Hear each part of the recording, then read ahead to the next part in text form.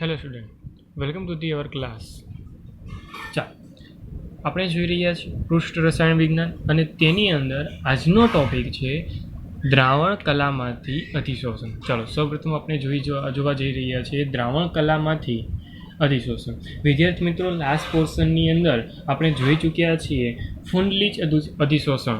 Okay, હવે ફુંડલીચ અધિશોષણ નામ પડતું હોય ને તો યાદ રાખવાનું છે કે ઘન સપાટી પર વાયુ પદાર્થનું અધિશોષણ. ઓકે, ફરી એકવાર બોલું છું, તમારી પાસે જે શોષણ કરનાર જે હતો, અધિશોષક જે હતો એ ઘન હતો. કેવો હતો? ઘન. અને જે અધિશોષિત હતો તે કેવો હતો? વાયુ હતો. કેવો? વાયુ, કે જેને આપણે દબાણના કોન્સેપ્ટ સાથે રિલેટેડ સૂત્રમાં ફોર્મ્યુલામાં જોયું, અને એ જ ફુંડલીચ નામના સાયન્ટિસ્ટની આપેલી ફોર્મ્યુલા હતી. પરંતુ વિદ્યાર્થી મિત્રો, યાદ કરીને આગળની ચર્ચા તરફ વધીએ તો એમ કહી શકાય કે હવે જે કલા છે ને તે બંને કેવી છે? દ્રાવણ કલા છે.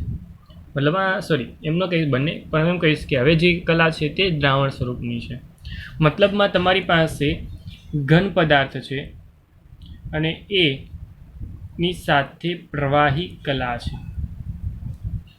એક સિમ્પલ લોજિક એ જ કહેવા માગું છું કે જેમ વાયુ પદાર્થ હતો તેનું અધિશોષણ હતું, તો હવે અહીંયા બદલાઈ જાય છે, થઈ જાય છે ઘન અને પ્રવાહી. સમજી ગયા હશો કે ઘન એટલે કે અધિશોષક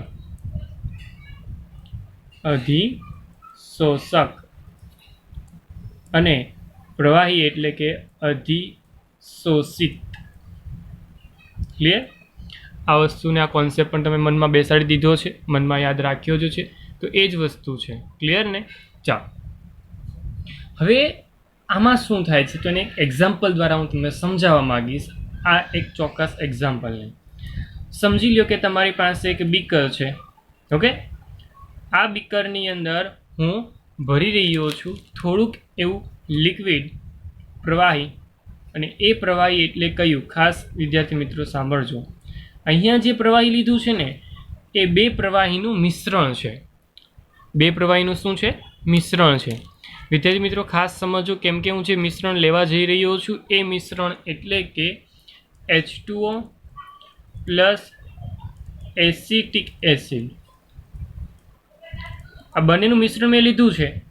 ઓકે, આ મિશ્રણ લેવાઈ ગયા પછી જે સાંદ્રતા છે એને માપી લઉં છું. સાંદ્રતા મને ત્યારે C1 જેટલી મળે છે, અને અમુક સમય પછી જ્યારે તેની અંદર હું ચારકોલ નાખું છું. શું નાખું છું? ચારકોલ નાખું છું, જે ખરેખર ઘન અધિશોષકની ક્રિયાવિધિમાં છે. હું શું નાખું છું? ચારકોલ નાખું છું, અને ચારકોલ નાખવાની સાથે તેને શેકિંગ કરું છું, હલાવવાની ક્રિયા કરું છું, અને થોડા સમય પછી હું ફરી એકવાર સાંદ્રતા માપીશ તો તે સમયની સાંદ્રતા છે ને વિદ્યાર્થી મિત્રો મને C2 મળે છે. અને કદાચ તમે સમજી ગયા હશો કે પહેલી સાંદ્રતા જે C1 જે છે તેના કરતાં બીજી સાંદ્રતા તમને ઘટેલી જોવા મળશે. આવું શું કામ થયું? કઈ રીતે થયું? બંને સવાલ તમારા મગજમાં આવવા જોઈએ. નંબર 1 કે તમારી પાસે જ્યારે એસિટિક એસિડ હતું તો સ્વાભાવિક છે કે સાંદ્રતા C1 હોવી જોઈએ. જ્યારે તમે ચારકોલ નાખો છો તો ચારકોલની સપાટી પર એસિટિક એસિડનું એ અધિશોષણ થવું, એ અધિશોષણના કારણે તેની સાંદ્રતા પૂરેપૂરી નહીં પરંતુ અમુક માત્રામાં ઓછી થઈ જાય છે. એટલા જ માટે કેમ કે તેનું અધિશોષણ થાય છે, અને એ અધિશોષણ ચારકોલની સપાટી જેટલી છે તેની માત્રાને ધ્યાનમાં લઈને થશે. ઓકે, કે જેને કારણે તમને C2 જેવી સાંદ્રતામાં રૂપાંતર થયેલું તમને જોવા મળશે. ધેટ મીન્સ કે તમારી પાસે સાંદ્રતા જે છે બદલાઈ જાય છે, સાંદ્રતા ઘટી જાય છે. સમજાયું? એવી જ રીતે હું જો અલગ એક્ઝામ્પલની વાત કરવા જાઉં, એક એક્ઝામ્પલ મેં તમને સમજાવ્યું, એવી રીતે અલગ એક્ઝામ્પલની વાત કરવા જાઓ તો તમે જ્યારે લિટમસના દ્રાવણની વાત કરતા હો, કેની દ્રાવણ વાત કરું છું? લિટમસના દ્રાવણની. ખાસ કરીને વિદ્યાર્થી મિત્રો પણ એક્ઝામ્પલ સમજવા યોગ્ય છે. જ્યારે પણ તમે લિટમસના દ્રાવણની વાત કરતા હો ને તો આ એક રંગીન દ્રાવણ છે, અને એની અંદર હું નાખી રહ્યો છું ચારકોલ પાર્ટિકલ્સને, અને ચારકોલનું કામ તમે ફરી એકવાર જાણો છો, અધિશોષકની પ્રમાણની પ્રકૃતિમાં છે. એટલે તે શું કરશે? જેટલા પણ રંગીન પાર્ટિકલ્સ છે ને, રંગીન, એ બધા જ રંગીન પાર્ટિકલ્સ ચારકોલની સપાટી પર આવી જશે. એટલે જે આ રંગીન દ્રાવણ જે છે તે થઈ જશે કેવું? રંગવિહીન. ઓકે, શું કામ રંગવિહીન થયું? તો કે ચારકોલ આ પ્રવાહીની અંદર નાખવાને કારણે. તો ચારકોલની ભૂમિકા એ ઘન અધિશોષકની ભૂમિકા છે, જ્યારે પ્રવાહી એટલે કે અધિશોષિતની માત્રામાં છે, જેને કારણે રંગવિહીન થઈ જાય છે. એવી જ રીતે તમે જ્યારે પણ મેગ્નેશિયમ ધાતુનું નિસ્તાપન કરવા માગતા હો MgOH ટ્વાઇસમાંથી, એમાં ખાસ કરીને એક પ્રક્રિયક નાખવાનો હોય છે જેને કહેવામાં આવે છે મેગ્નેશન, અથવા તો આવી રીતે પણ લખી શકું છું. હવે તેની ડિટેલમાં જવાની જરૂર નથી, કેમ કે કદાચ એક મોટી ફોર્મ્યુલા છે, એ જો રંગક જેવું કામકાજ છે તેનું. એ જો રંગક શું છે આપણે નેક્સ્ટ ચેપ્ટરોની અંદર જ આપણે 12થની અંદર સમજવાના છે. પરંતુ આ મેગ્નેશિયમ નાખવાનું છે કે જેને કારણે આ Mg જે હોય, મતલબમાં ધાતુમય જે ભાગ છે તેનું નિસ્તાપન, એટલે કે તમે તેને ત્યાંથી સરળતાથી અલગ કરી શકો છો, તેના અવક્ષેપ મેળવી શકો છો. અને તે સમયે આ જે ભાગ છે તૈયાર થાય છે, એક ઘન ભાગ તૈયાર થાય છે, અને જ્યારે તમે તેને નાખવાની ક્રિયા કરશો એટલે ત્યારે તે વાદળી રંગ ગ્રહણ કરી લે છે. શું કરી લે છે? વાદળી રંગને ગ્રહણ કરી લે છે, કે જેને કારણે મેં ઉપર વાત કરી તે મુજબ રંગીન ભાગ નાબૂદ થવો, તો એ જ પ્રકૃતિ અહીંયા જોવા મળશે કે તેનો રંગીન વાદળી રંગ જે છે તે નાબૂદ થઈ જશે, અને સરળતાથી તમને મેગ્નેશિયમ ધાતુમય ભાગ અલગ અવક્ષેપિત ભાગમાં જોવા મળશે. અને અહીંયા મેગ્નેશિયમ જે છે એ ધાતુમય ઉદ્દીપકની સપાટીની પ્રકૃતિમાં તમને જોવા મળશે, જે સામાન્ય રીતે એ અધિશોષક સ્વરૂપે જોવા મળેલો છે. આમ તમે અલગ અલગ દ્રષ્ટાંતો દ્વારા હું દ્રાવણ કલામાં અધિશોષણની પ્રકૃતિને સમજાવી શકું છું.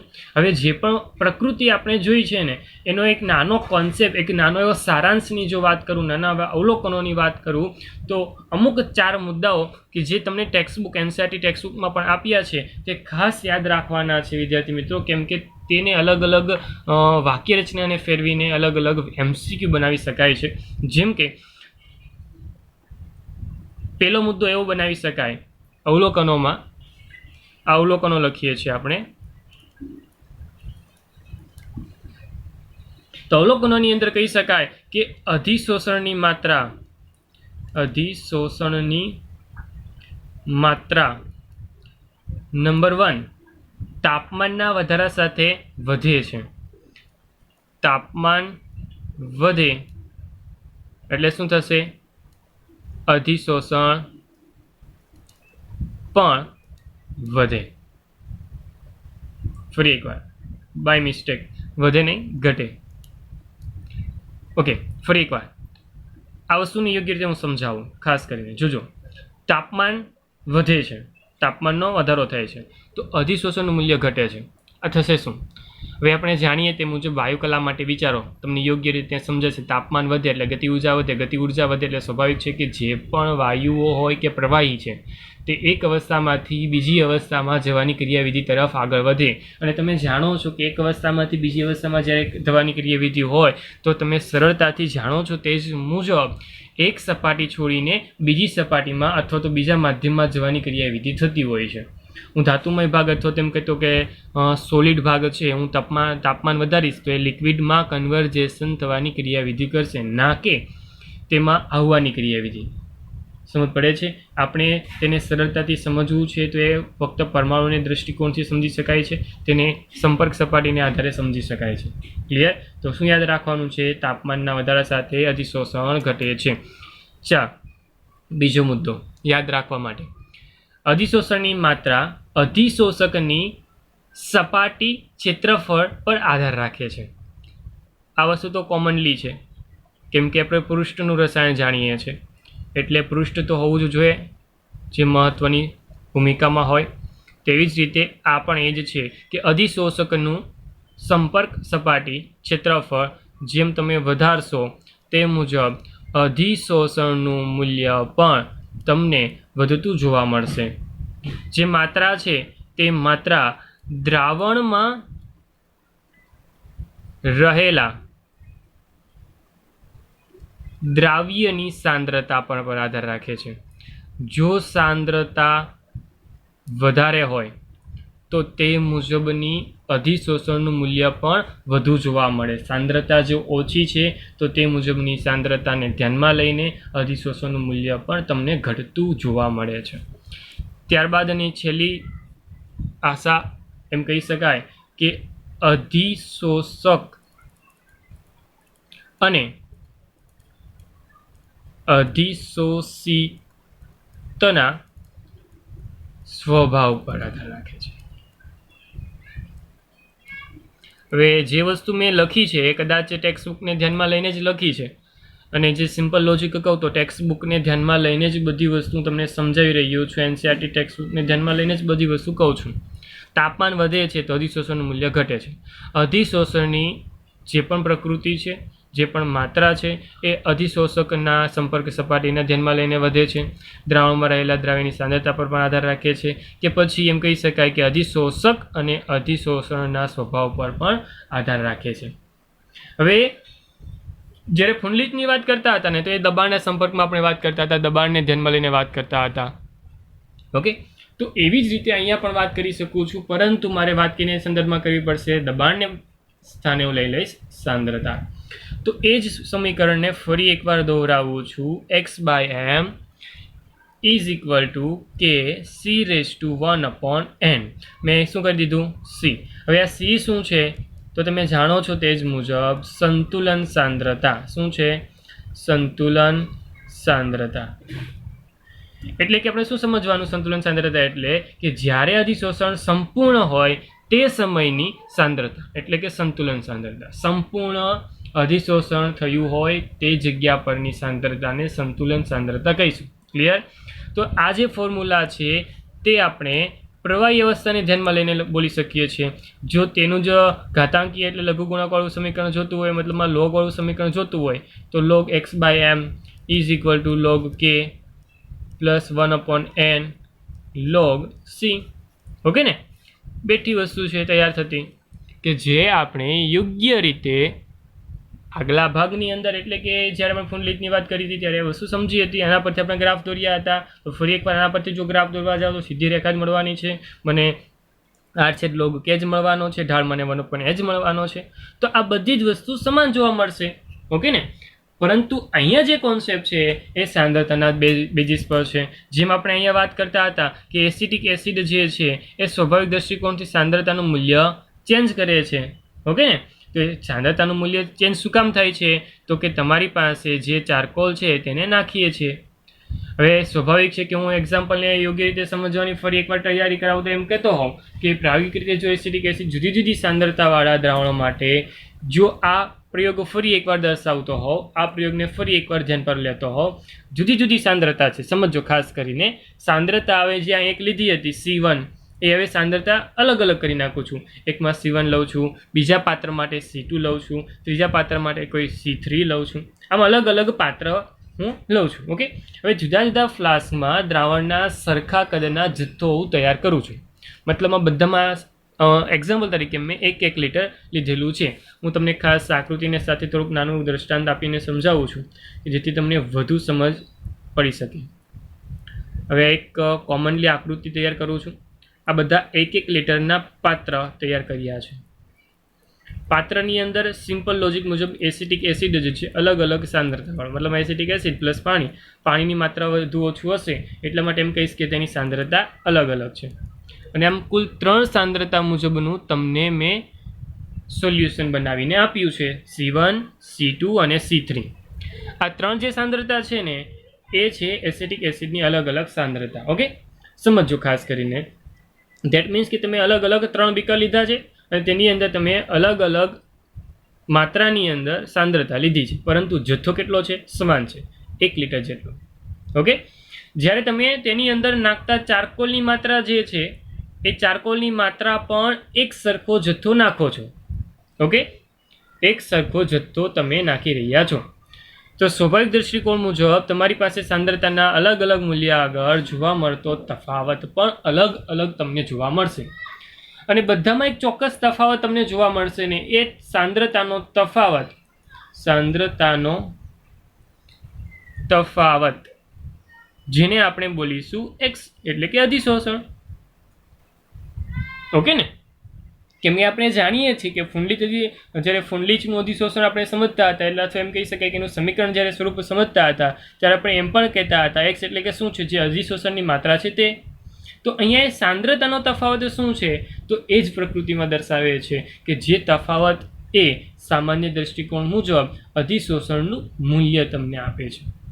તો આમ તમારી પાસે પ્રારંભિક સાંદ્રતા અને અંતિમ સાંદ્રતા જે તમારા બીકરની ત્રણે નીકળતી હશે તેનો તફાવત તમારે જોઈ શકાય, અને એ તફાવતને ધ્યાનમાં લઈને તમે ફરી એકવાર કહી શકો છો કે તમારા ચારકોલના કારણે કેટલું અધિશોષણ પ્રસ્થાપિત થયેલું છે. ક્લિયર વિદ્યાર્થી મિત્રો? તો આ જે ભાગ આપણે સમજ્યો તેમાં ખાસ કરીને યાદ રાખવાનો છે તમારે આ પોર્શન એટલે કે અધિશોષણની માત્રાનો પોર્શન. ઓકે, જેની અંદર આ તમારી પાસે રહેલી આ 3 અલગ અલગ રાશિઓ અથવા તેમ કહી શકાય અલગ અલગ 4 બાબતો જે તમારા માટે ખૂબ જ અગત્યની છે. તાપમાનના વધારા સાથે અધિશોષણનું મૂલ્ય યોગ્ય રીતે ઘટે છે. સંપર્ક સપાટી જેમ વધે છે તેમ અધિશોષણનું મૂલ્ય પણ વધતું હોય છે. જે સાંદ્રતા છે દ્રાવ્યની સાંદ્રતા, ઓકે, ખાસ કરીને યાદ રાખવી, દ્રાવ્યની સાંદ્રતા જે છે તેના પર આધાર રાખે છે. અને એવી જ રીતે અધિશોષક અને અધિશોષિત પદાર્થનો જે પણ સ્વભાવ જે છે તેના પર પણ આધાર તે રાખે છે. અને એવી જ રીતે જે સાંદ્રતાના તફાવતના બીકરની વાત કરી તે મુજબ તમને સાંદ્રતાનો તફાવત તમને જોવા મળે છે. એ સાંદ્રતાનો તફાવત એટલે જ તે પદાર્થનું અધિશોષણ તેમ દર્શાવી શકાય. ક્લિયર? તો આ જે ભાગ તૈયાર થયો તેમાં આપણે 2 ફોર્મ્યુલા ફરી એકવાર જોઈ. તે કંઈ નવી ફોર્મ્યુલા નથી, તે કોઈ નવો કોન્સેપ્ટ નથી, ફક્ત ને ફક્ત લેંગબોર્નના જે પણ કોન્સેપ્ટ હતો, લેંગબોર્નનું જે પણ ફોર્મ્યુલા હતી તે ફોર્મ્યુલાને ધ્યાનમાં લઈને બનાવેલા ફરી એકવાર નવી ફોર્મ્યુલાઓ છે કે જેમાં દબાણના સ્થાને આપણે શું મૂકી દીધું છે? સાંદ્રતા. ક્લિયર? ચાલો વિદ્યાર્થી મિત્રો, હવે નેક્સ્ટ પાર્ટ્સ તરફ જઈએ. પછીનો ભાગ છે એપ્લિકેશન ઓફ એબ્સોર્પ્શન એટલે કે અધિશોષણના અનુપ્રયોગો. અથવા તો તમને પૂછાય કે અધિશોષણની પરિઘટનાઓ વિશે ઉદાહરણ દ્વારા સમજાવો. મોટા માર્કિંગ સાથે 3 માર્કમાં તમને આ વસ્તુ પૂછાતી હોય તો અલગ અલગ માર્કિંગ સાથે પૂછાય છે, પરંતુ આપણે ટેક્સ્ટબુક એનસીઈઆરટી ટેક્સ્ટબુકને ફોલો કરીએ છીએ એટલા માટે હું તમને 10-10ને ફટાફટ એક સાથે સમજાવવાની ટ્રાય કરું છું. ચાલો થોડુંક ફોકસ બેઝ ધ્યાન આપી દેજો, ખાસ કાળજીપૂર્વક સમજી લેજે. ચાલો હવે ખાસ કાળજીપૂર્વક સમજતા, તમારી પાસે અધિશોષણ માટેના થોડાક અનુપ્રયોગો આપ્યા છે. એ અનુપ્રયોગોને ધ્યાનમાં લઈને તમને 10 અનુપ્રયોગો જે એનસીઈઆરટી ટેક્સ્ટબુક મુજબ તમારી ટેક્સ્ટબુકમાં આપ્યા છે તેને ખાસ કાળજીપૂર્વક સમજતા. નંબર 1 અનુપ્રયોગોની અંદર પહેલો અનુપ્રયોગ આપ્યો છે ઉચ્ચ શૂન્યાવકાશ ઉત્પન્ન કરવા. વિદ્યાર્થી મિત્રો, તમારી પાસે તમે ટ્યુબની વાત પણ કરી છે. આગલા ચેપ્ટરોની અંદર 11thની વાત થતી હોય ખાસ કરીને આપણે એવી ટ્યુબ યુઝ કરતા હોઈએ છીએ જે સામાન્ય રીતે શૂન્ય અવકાશ ઉત્પન્ન કરેલી હોય. હવે શૂન્ય અવકાશ ઉત્પન્ન કરતી વખતે તેમાં રહેલો જે વાયુમય પદાર્થ છે અથવા તો વાયુનો જથ્થો જે હોય ટ્યુબની અંદર તે મારે દૂર કરવો પડે, તો અને તો શૂન્ય અવકાશ ઉત્પન્ન થાય. અને એ વાયુનો જથ્થો મારે દૂર કરવો છે એટલે તેની અંદર હું નાખી દઈશ ચારકોલ. આ બધાનું ફેમસ અધિશોષક તરીકે નખાતો પદાર્થ એટલે કે ચારકોલ. હું ચારકોલ નાખી દઈશ એટલે શું કરશે? તે એક્સ્ટ્રા જે એકત્રિત થયેલો વાયુ જે આની અંદર છે ટ્યુબની અંદર તે અધિશોષી લેશે, તેનું અધિશોષણ થઈ જશે અને એ ચારકોલને હું દૂર કરી દે એટલે વાયુઓની માત્રા પણ ત્યાં ઘટી ગઈ. મતલબમાં તમારી પાસે શૂન્યાવકાશ જે છે એ વધુ ઉચ્ચ શૂન્યાવકાશ તરફ તેની પ્રાપ્તિ થઈ. ક્લિયર? તો આમ શૂન્યાવકાશ મેળવવા માટે પણ તમે અધિશોષણનો ઉપયોગ કરી શકો છો. નંબર 2 પર જાઓ. Gas mask. ગેસ માસ્ક સામાન્ય રીતે એક ચોક્કસ પ્રકારની સિસ્ટમ મુજબનું એક ઉપકરણ કહી શકાય કે જે સામાન્ય રીતે સક્રિયકૃત ચારકોલની જ ચોક્કસ પ્રકારની માત્રા ધરાવે છે, અથવા એમ કહી શકાય કે અધિશોષકનું મિશ્રણ ધરાવે છે. તેમાં શું હશે? અધિશોષકનું મિશ્રણ. ઓકે, એ શું છે? સામાન્ય રીતે અધિશોષકનું મિશ્રણ ધરાવે છે. હવે એ વસ્તુ ક્લિયર કરું કે અધિશોષકનું જે મિશ્રણ હોય અથવા તો ચારકોલ છે, સક્રિયકૃત ચારકોલ લઈ લો. સક્રિયકૃત ચારકોલ અને ચારકોલની પણ ડેફિનેશન અલગ અલગ નીકળશે. સક્રિયકૃત ચારકોલ અને ચારકોલ આ બે વસ્તુ અલગ અલગ, થોડાક એવી માત્રાને ધ્યાનમાં લઈ, થોડાક એવા પોઈન્ટ્સને ધ્યાનમાં લઈને કહી શકાય અલગ છે. પરંતુ અત્યારે સક્રિયકૃત ચારકોલની આપણે પસંદગી કરવાની છે અને સાથે સાથે તેમ કહી શકાય કે અધિશોષકનું મિશ્રણ પણ કોઈ હોઈ શકે છે. આ અધિશોષણનું મિશ્રણ જે છે એ સામાન્ય રીતે જેમ કોલસાની ખાણ છે અથવા તો તેના જેવા અલગ અલગ વિસ્તારો કે જે સામાન્ય ઇન્ડસ્ટ્રી એવી છે કે જ્યાં ઝેરી વાયુઓ ઉત્પન્ન થતા હોય અથવા તો નીકળતા હોય, તો તે જગ્યા પર આ ગેસ માસ્કનો ઉપયોગ થતો હોય છે. અને આ ગેસ માસ્ક શું કરશે તો કે તેમાં રહેલો સક્રિયકૃત ચારકોલ અથવા તો અધિશોષકનું મિશ્રણ એ ઝેરી જે પણ ગેસો છે તેને એબ્ઝોર્બ કરી લેશે, એટલે કે અધિશોષી લેશે. શું કરી લેશે? અધિશોષી લેશે. અને એનું અધિશોષણ થવાની સાથે સાથે આપણે જાણીએ છીએ તે મુજબ તમારા શ્વાસોશ્વાસની ક્રિયા દરમિયાન જતો જે વાયુ જે છે તેની માત્રા એ શુદ્ધ તરફની જોવા મળશે. એટલે તમને જે ઝેરી અસર થવી જોઈતી હતી વાતાવરણના વાયુને કારણે એ થશે નહીં. તો આમ ગેસ માસ્કની અંદર પણ તમે યોગ્ય રીતે સમજાવી શકો છો યોગ્ય દ્રષ્ટાંતો દ્વારા. ફરી એકવાર બોલું છું, આ 10 શબ્દને યાદ રાખો, તમારો આખો જવાબ તમને જાતે જ આવડી જશે. જેમ હું બોલું છું તેવી જ રીતે તેમ પ્રકૃતિમાં તમે લખી શકો છો, પરંતુ તેનું રીડિંગ કરવું જરૂરી છે. ચાલો નંબર 3 પર આગળ વધીએ. નંબર 3 એટલે કે ભેજનું નિયંત્રણ કરવા. જે ઉપરની વાત કરીને તેવી રીતે અહીંયા પણ થાય, પરંતુ જે ભેજને એબ્ઝોર્બ કરવા માટે, ભેજને નિયંત્રણ કરવા માટે જે પદાર્થો છે તે અલગ અલગ હોઈ શકે છે. જેમ કે silica, aluminium jail, okay.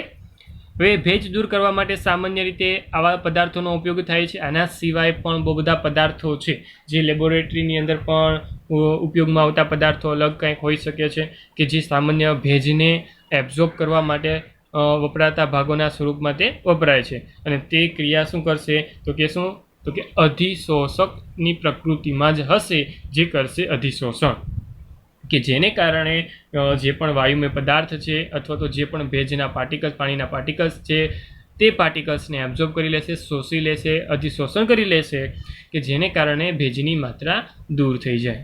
Okay, ચાલો આગળ વધીએ.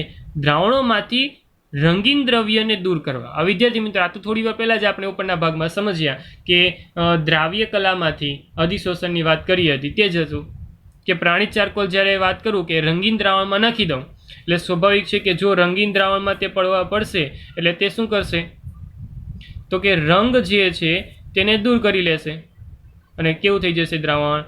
રંગ વિહીન. ઓકે ને? કેમ કે રંગીન પાર્ટિકલ્સ જે હોય ને એ સક્રિયકૃત ચારકોલની અંદર ચાલ્યા જશે, કે જેને કારણે તે ચારકોલ અધિશોષણ કરે છે એ આપણે સમજ પડી જશે. ક્લિયર? તો આ વાત આપણે યોગ્ય રીતે કરી. ચાલો તો નેક્સ્ટ તરફ આપણે આગળ વધીએ. તો નંબર 5 જે બહુ જ અગત્યનું છે, વિસમાંગ ઉદ્દીપન, જે આપણા નેક્સ્ટ પોર્શનની અંદર એટલે કે નેક્સ્ટ લેક્ચરોની અંદરનો ઉદ્દીપનના ટોપિકની અંદર આવતો એક નાનો ભાગ જ છે વિસમાંગ ઉદ્દીપન, પરંતુ યોગ્ય દ્રષ્ટાંત દ્વારા સમજાવું. હવે ઉદ્દીપકની જે ક્રિયાવિધિ શું છે તો કે ઉદ્દીપક એટલે સામાન્ય રીતે પ્રક્રિયાની ક્રિયાવિધિ ફાસ્ટ કરે અથવા તો પ્રક્રિયા જે છે તે ફટાફટ પૂર્ણ કરે, પરંતુ કેવી રીતે પૂર્ણ કરે છે ને એ અહીંયા અગત્યનું છે.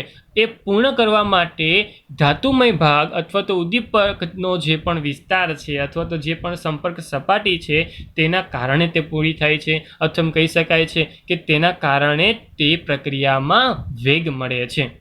હવે ઘણી બધી ઔદ્યોગિક પ્રક્રિયાઓ છે કે જેની અંદર ઉદ્દીપકનો સારો એવો ખાસો એવો ઉપયોગ થાય છે.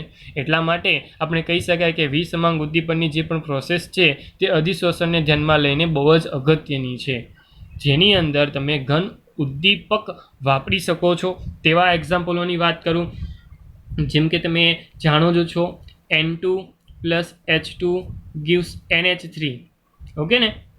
આ જે એક્ઝામ્પલ છે તેની અંદર આપણે લખીએ છીએ Fe. ઓકે, Fe એટલે કે આયન લખીએ છીએ તો સ્વાભાવિક દૃષ્ટિકોણ છે કે આયન જે છે ઉદ્દીપકની સ્વરૂપમાં છે. એ ઉદ્દીપક શું કરશે? એ સંપર્ક સપાટી પૂરી પાડે. કોને? તો કે N2 અને H ને. અને એ સંપર્ક સપાટી પૂરી પાડે છે તો સ્વાભાવિક દૃષ્ટિકોણ મુજબ જેટલી સંપર્ક સપાટી વધુ અથવા તો મોટી, ઓકે ને, એટલે આપણે શું કરીએ છીએ? લોખંડના ટુકડા નથી નાખતા, તેનો ભૂકો નાખીએ છીએ કે પ્રક્રિયા વધુથી વધુ ફાસ્ટ થાય. ભૂકો નાખીએ એટલે સંપર્ક સપાટી વધી જાય, અને સંપર્ક સપાટી વધી જાય તો પ્રક્રિયા વધુથી વધુ ફાસ્ટ થાય. ઓકે ને? તો એ તૈયાર થાય છે વિસમાંગ ઉદ્દીપનની અંદર. અલગ અલગ એક્ઝામ્પલ પણ છે. H2SO4 બનાવવા માટેની જે સંપર્ક પદ્ધતિ આ પદ્ધતિનું નામ છે. ઓકે, જેમાં અહીંયા એમોનિયા ઉત્પન્ન કરવા માટે આપણે હેબર પદ્ધતિ બોલતા હોઈએ તેવી જ રીતે સંપર્ક પદ્ધતિ H2SO4ના ઉત્પાદન માટે વપરાતી પદ્ધતિ છે. ત્યારબાદ અલગ અલગ નિકલ ઉદ્દીપકની હાજરીની પણ વાત કરું તો નિકલ ઉદ્દીપકની હાજરી જે સામાન્ય તેલના હાઇડ્રોજિનેશનની અંદર થાય, તેલના હાઇડ્રોજિનેશન મતલબ પેટ્રોલિયમની જ વાત કરીએ છીએ. અહીંયા તેલનું મતલબ છે પેટ્રોલિયમ જ. ઓકે, પેટ્રોલિયમમાંથી જ્યારે આપણે હાઇડ્રોજિનેશનની ક્રિયાવિધિ કરવી હોય તો અહીંયા ભૂકાના સ્વરૂપમાં નખાતો હોય નિકલ. કઈ ધાતુ વપરાય છે? નિકલ ધાતુ. ચાલો નેક્સ્ટ આગળ તરફ વધીએ તો આવે છે નિષ્ક્રિય વાયુઓનું અલગીકરણ. વિદ્યાર્થી મિત્રો, અહીંયા પણ ખાસ અગત્યનું છે કે તમારી પાસે ચારકોલ વડે વાયુઓના અધિશોષણમાં ચોક્કસ માત્રામાં તફાવત ઉત્પન્ન કરવામાં આવે છે અને એ તફાવત જે છે એ સામાન્ય તેની પ્રકૃતિને આધારે જ રહેલો હોય છે. એટલે કે વાયુની પ્રકૃતિને આધારે રહેલો હોય છે. સ્વાભાવિક દૃષ્ટિકોણ છે કે એક સરખો વાયુ હોય તો અને તો જ તેની માત્રા અધિશોષણની માત્રા સરખી હશે. પરંતુ જો વાયુ બદલાશે તો તેનું અધિશોષણ જે પણ થવાનું મૂલ્ય છે તે પણ બદલાય, મતલબમાં તેમાં તફાવત ઉદ્ભવે છે.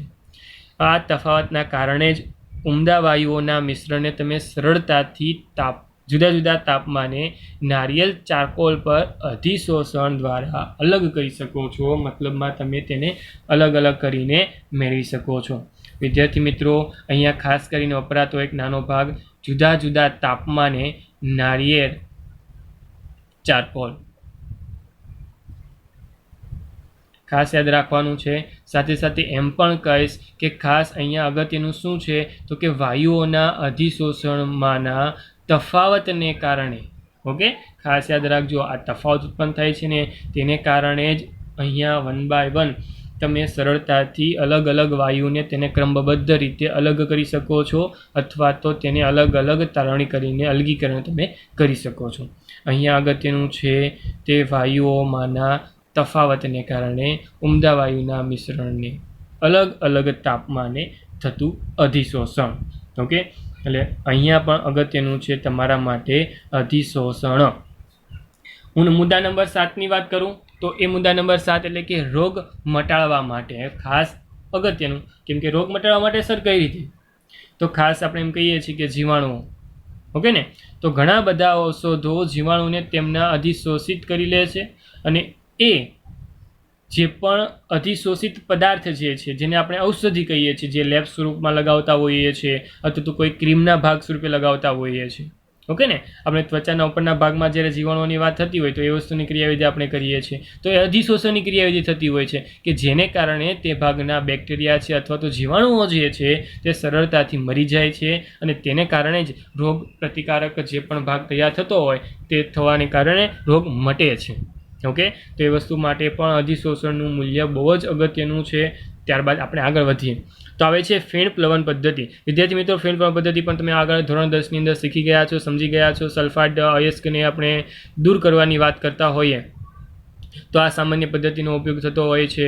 ઓકે ને, તો અલગ અલગ ધાતુમય સંકેતીકરણ પદ્ધતિ જ્યારે પણ વાપરતા હોઈએ કે જેમાં પણ ખાસ કરીને ફીણ પ્લવન પદ્ધતિ જેમાં ફીણ ઉત્પન્ન કરવામાં આવે છે અને ફીણમાં જે પણ ભાગ ઉત્પન્ન થતો હોય અને એ ફીણના ઉપરના ભાગ સાથે સાથે આપણો જે પણ પાર્ટિકલ્સ મતલબમાં ધાતુમય ભાગ, કાચી ધાતુમાંથી મળતો ધાતુમય ભાગ એ આપણો અલગ થઈ જાય છે.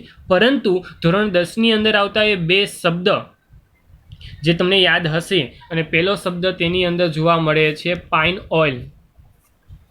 યાદ જ હશે તમને બધાને અને કદાચ લાસ્ટ યરના ક્વેશ્ચનોમાં પણ તેમાં સ્થાન આપેલું જ છે. તેને પાઇન ઓઇલ અને ફીણ ઉત્પન્નકારક પ્રક્રિયક.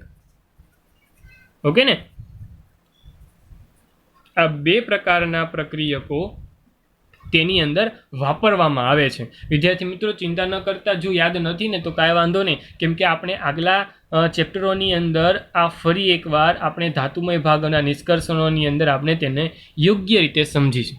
ઓકે, કે જેથી આપણે ફીણ પ્લવન પદ્ધતિ શું છે, કઈ રીતે તેનો ઉપયોગ થાય છે, કઈ રીતે આપણે સમજ્યા હતા તેને ફરી એકવાર આપણે ધોરણ 12ની અંદર જોવાના છે.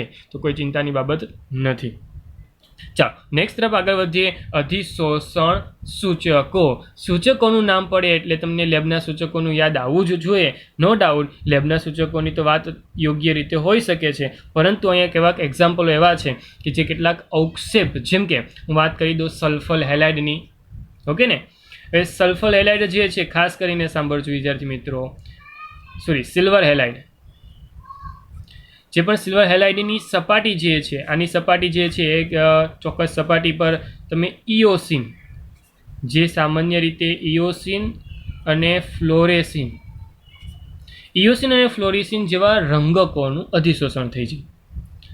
અને અધિશોષણ કરવાનો એક ગુણધર્મ છે, એટલા માટે જ અધિશોષણ થશે, અધરવાઇઝ પોસિબલ નથી કે કોઈ પણ ઘન પદાર્થ નાખી દઉં ને અધિશોષણ થઈ જતું હોય. ના, એવું ન હોઈ શકે.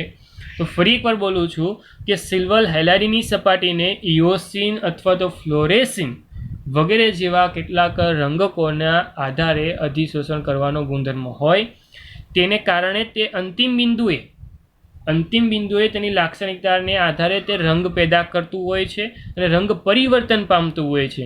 તમે ધોરણ 11ની અંદર તમે ટાઇટ્રેશન કરી ચૂક્યા છો અને એ ટાઇટ્રેશન દરમિયાન તમે ફિનોલ્ફથેલિન નાખ્યું હોય અથવા તો તમે ચોક્કસ માત્રા દરમિયાન મિથિલિન બ્લુ પણ યુઝ કર્યું હોઈ શકે છે. હવે આ ક્રિયાવિધિ જે થાય તમે નાખી, મતલબમાં સૂચક તમે નાખ્યો છે, તો એમાં ચોક્કસ સમય મુજબ અથવા તો ચોક્કસ ક્રિયાવિધિ દરમિયાન રંગ ઉત્પન્ન થવો અથવા તો કોઈ પ્રક્રિયકની અંદર અથવા કોઈ સૂચકની અંદર રંગનું નાબૂદ થવું તમને કદાચ દ્રાવણમાં જોવા મળ્યું જ હશે. તમે પિંક કલર લાવવાની કોશિશ કરેલી હશે, ફિનોલ્ફથેલિન યુઝ કરતા હશો, મિથિલિન બ્લુ હશે તો એ બ્લુ કલર દૂર કરવાની ક્રિયાવિધિમાં પણ તમે ભાગ લીધો હશે, સમજ્યા હશે યોગ્ય રીતે. તો એ રંગનું દૂર થવું અથવા તો રંગનું પેદા થવું એ અધિશોષણનો મૂલ્ય સાથે સંકળાયેલું છે. અધિશોષણને દ્વારા તમે સમજી શકો છો એ અંતિમ બિંદુ એની જે લાક્ષણિકતા છે રંગ પેદા કરવાની, તે ફક્ત ને ફક્ત અધિશોષણને આભારી છે. ઓકે, ખાસ વિદ્યાર્થી મિત્રો લાસ્ટ પોર્શન તરફ આગળ વધીએ. લાસ્ટ પોર્શન એટલે કે ક્રોમેટોગ્રાફી વિશ્લેષણ. વિદ્યાર્થી મિત્રો ધોરણ 11ની અંદર આપણે ક્રોમેટોગ્રાફી શબ્દને સમજ્યા હતા યોગ્ય રીતે, તેની ક્રિયાવિધિ આપણે સમજી. તો ફરી એકવાર આ ક્રોમેટોગ્રાફી વિશ્લેષણ અથવા તેમ કહી શકાય કે આ ક્રોમેટોગ્રાફી જે છે એ પણ અધિશોષણ પરિઘટનાને આધારે જ સમજાવી શકાય છે, કેમ કે મોટી ઇન્ડસ્ટ્રીની અંદર પણ ક્રોમેટોગ્રાફી જેવી સંશ્લેષણ પદ્ધતિ વાપરી શકાતી ટેકનોલોજી હોય જ છે અને તેને કારણે અલગ અલગ પરીક્ષણો થતા જ હોય છે. તો અહીંયા ક્રોમેટોગ્રાફી કે જે સામાન્ય રીતે અધિશોષણના બેઝ પર જ કામ કરતી પરિઘટના છે, તો એ જ ઘટનાને ધ્યાનમાં લઈને તમે સરળતાથી સમજાવી શકો છો કે અધિશોષણ એ તમારા માટે અથવા તો આપણા માટે ખાસો એવો ઉપયોગી ભાગ છે, પોર્શન છે, જેને આપણે યોગ્ય રીતે સમજીએ છીએ. આમ વિદ્યાર્થી મિત્રો તમારો આ પોર્શન અહીંયા ફિનિશ થાય છે, પરંતુ ફરી એકવાર એમ જ નમ્ર વિનંતી સાથે જણાવીશ કે તમારી પાસે જોવા મળતા 10 મુદ્દાને યાદ રાખવા માટે એમ જ કહીશ કે 10 શબ્દને યાદ રાખો, બાકી તમે થોડાક એવા રીડિંગ સાથે આ 10 ભાગને તમે એકદમ સરળતાથી યાદ રાખી શકો છો. ઓકે, ચાલો વિદ્યાર્થી મિત્રો, આ હતો અધિશોષણ. આઈ વિશ કે તમને બધું સમજાયું હશે. આઈ વિશ કે તમે બધી જ વસ્તુ કાળજીપૂર્વક સમજી વિચારીને યાદ રાખી હશે. તો આ અધિશોષણને આપણે અહીંયા જ સ્ટોપ કરીએ છીએ. નેક્સ્ટ લેક્ચર દરમિયાન આપણે ફરી એકવાર આગળના પોર્શન સાથે મળીશું અને આગળનો પોર્શન એટલે કે નેક્સ્ટ આ ચેપ્ટરનો ભાગ એટલે કે ઉદ્દીપન, જેને આપણે બોલીએ છીએ કેટેલાઇઝ. ઓકે, ચાલો. તો એ કેટેલિસ્ટને યોગ્ય રીતે આપણે નેક્સ્ટ પોર્શનમાં આપણે સમજીશું, એટલે કે ઉદ્દીપનને નેક્સ્ટ પોર્શનમાં આપણે સમજવાની ટ્રાય કરીશું. પરંતુ આજના માટે બસ એટલું જ. હું છું તમારો મેન્ટોર શિક્ષક હિમાંશુ સરદારા સર.